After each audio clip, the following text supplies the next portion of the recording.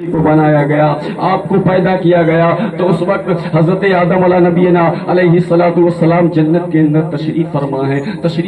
ہے تو رب کی بارگاہ میں عرض کرتے ہیں، اے رب باری تعالیٰ، میں جنت کے اندر بڑی پریشانی کے اندر بڑی تنہائی محسوس کرتا ہوں۔ غور سے سنیے گا، میں نے قرآن کی جو آیت پڑھی انشاءاللہ اسی پر بتانے کی کوشش کروں گا کہ حضرت آدم علیہ نبینا علیہ الصلوۃ والسلام رب کی بارگاہ میں عرض کرتے ہیں، اے رب باری تعالیٰ، میں تیری جنت کے اندر ہوں لیکن مجھے تنہائی محسوس ہوتی ہے، مجھے گھٹن محسوس ہوتی ہے۔ تو اس وقت رب تبارک و تعالیٰ نے حضرت آدم علیہ نبینا علیہ الصلوۃ والسلام کی اس دعا کو قبول کیا۔ دعا کو قبول کرنے کے بعد میں حضرت آدم علیہ نبینا علیہ الصلوۃ والسلام کو بے ہوشی طاری ہونے کے بعد میں آپ کی بائیں پسلی کو چاک کیا گیا۔ جب بائیں پسلی کو چاک کر دیا گیا تو اس پسلی سے حضرت حوا علیہ الصلوۃ والسلام کو پیدا کیا۔ جب حضرت حوا علیہ الصلوۃ والسلام پیدا ہو گئی تو حضرت آدم علیہ نبینا علیہ الصلوۃ والسلام کی آنکھ کھلی۔ آنکھ کھلتے ہی دیکھا سامنے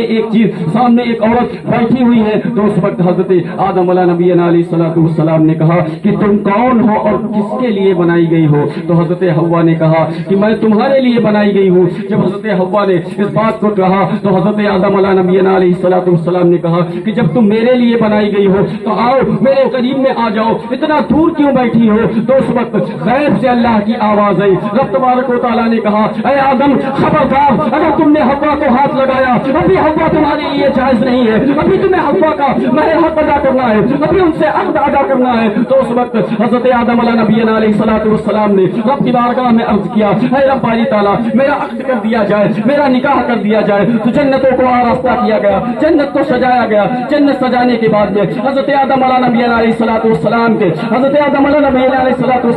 عقد کو کیا گیا۔ عقد ہونے کے بعد میں پھر حضرت حوا کے پاس میں حضرت آدم علیہ نبینا علیہ الصلوۃ والسلام پہنچنے کے بعد میں پھر عرض کرنے لگے کہ اے حوا، اب تو تم سے میرا نکاح ہو گیا ہے، میرا عقد ہو گیا ہے، آؤ میرے قریب میں آ جاؤ۔ جیسے ہی قریب آنے کی بات کی تو غیب سے رب کی آواز آئی، اے آدم خبردار، ابھی حوا کو ہاتھ مت لگانا، ابھی حوا تمہارے لیے جائز نہیں ہے۔ اب حضرت آدم علیہ نبینا علیہ الصلوۃ والسلام پریشان ہے، رب کی بارگاہ میں عرض کرتے ہیں، اے رب باری تعالیٰ، تو نے کہا تھا کہ حوا سے میرا عقد ہو جائے تو میں حوا میرے لیے جائز ہو جائیں گی، اب جب میرا نکاح ہو گیا تو حوا میرے لیے جائز کیوں نہ ہوئی؟ تو اس وقت غیب سے اللہ کی آواز آئی، میں نے پڑھا، ان اللہ وملائکتہ یصلون علی النبی یا ایھا الذین آمنوا صلوا علیہ وسلموا تسلیما۔ تو اس وقت غیب سے اللہ کی آواز آئی، اگر تم چاہتے ہو کہ حوا تمہارے لیے حلال ہو جائے، اگر تم چاہتے ہو حوا تمہارے لیے جائز ہو جائے، تو میرے نبی علیہ الصلوۃ والسلام جناب محمد رسول اللہ صلی اللہ علیہ وسلم کے اوپر 3 مرتبہ یا 7 مرتبہ،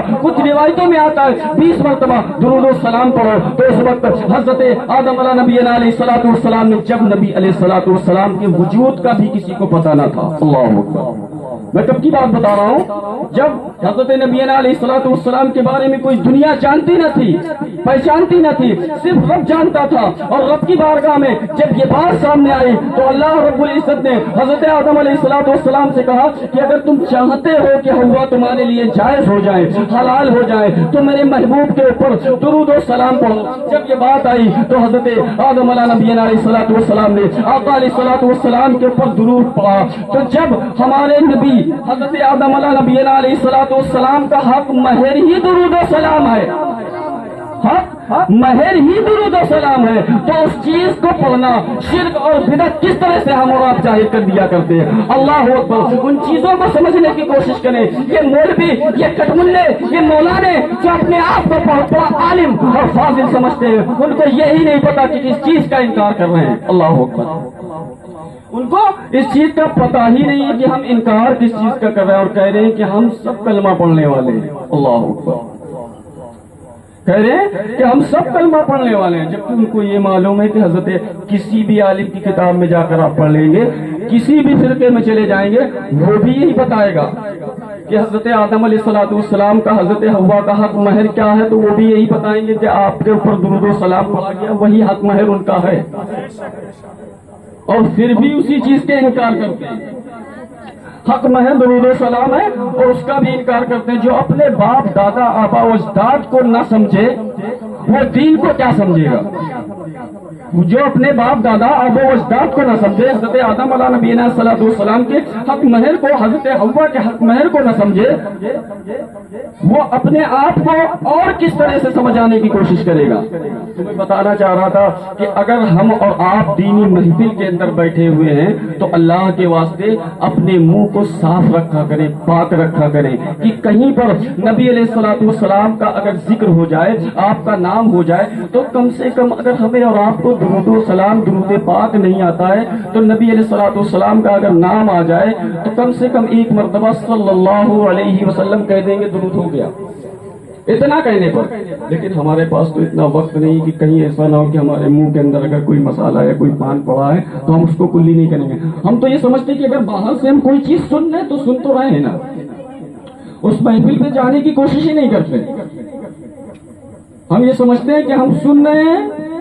اور اس محفل میں اگر پہنچ بھی جاتے ہیں تو مسالہ اگر منہ میں ہے تو پڑا رہے گا، اور جبکہ یہ اتنی مبارک محفل ہے جو آپ حضرات ابھی بچے نعت پڑھ رہے تھے، نعت و منقبت گنگنا رہے تھے، حضرت نے پڑھا اور تمام لوگوں نے پڑھا۔ جو پیسے وغیرہ ہم اور آپ دیتے ہیں یہ پتہ کیا ہوتا ہے؟ حضرت حسان رضی اللہ تعالی عنہ جو صحابی رسول ہیں، اور جو ہم اور آپ نعت اور منقبت سن کر دل سے خوشی کے ساتھ میں جو پیسہ شاعر کو دیتے ہیں، وہ نبی علیہ السلام کی سنت کو ادا کرتے ہیں۔ کیونکہ جب حضرت حسان رضی اللہ تعالیٰ عنہ نعت پڑھتے تھے تو نبی علیہ السلام آپ کو انعام اور اکرام سے نوازا کرتے تھے۔ تو ہم ایسی محفل کے اندر بیٹھے ہوں پھر بھی ہمارا منہ نہ صاف ہو، ہمارا منہ نہ پاک ہو، اور جبکہ سردی نہ ہو، گرمی کے عالم میں یہ عالم ہوگا تو سردی میں ہم اور آپ کیا کریں گے؟ میں بتانا چاہتا تھا کہ نبی علیہ السلام کے اوپر ہمیں اور درود و سلام ہر وقت پڑھنا چاہیے۔ کچھ روایتوں کے اندر تو ایسا آتا ہے کہ ہر امتی کے اوپر کم سے کم 40 مرتبہ درود پاک پڑھنا ہر امتی کے اوپر واجب ہے۔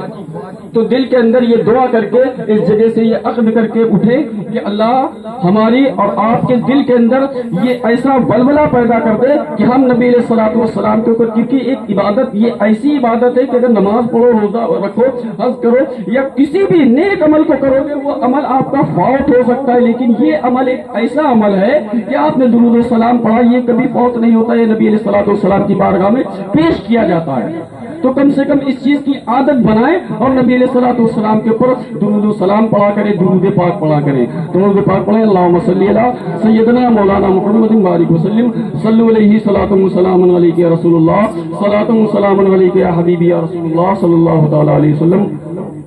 وما علينا الا البلاغ، السلام علیکم، استغفر اللہ ربی من كل ذنب واتوب الیہ، لا الہ الا اللہ محمد رسول اللہ صلی اللہ تعالی علیہ وسلم۔